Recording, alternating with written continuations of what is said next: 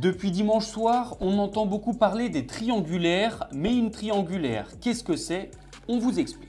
Les élections législatives sont un scrutin où il y a 2 tours. Pour être automatiquement élu et siéger directement à l'Assemblée nationale, un candidat doit obtenir à l'issue du premier tour la majorité absolue, c'est-à-dire plus de 50% des voix et un nombre de suffrages au moins égal au quart des électeurs inscrits. Si le candidat avec le plus de suffrages ne dépasse pas la barre des 50%, il va au second tour avec le deuxième candidat ayant obtenu le plus de votes. Mais si un candidat recueille au moins 12,5% des voix des électeurs inscrits sur les listes électorales, il passe lui aussi au second tour. C'est ce qu'on appelle une triangulaire. Dans ce cas, chaque candidat a le choix de se maintenir, mais il peut aussi décider, lui ou son parti, de se retirer au profit d'un de ses concurrents afin de mieux faire barrage à un autre candidat. Il est possible de le faire jusqu'à ce mardi 18h.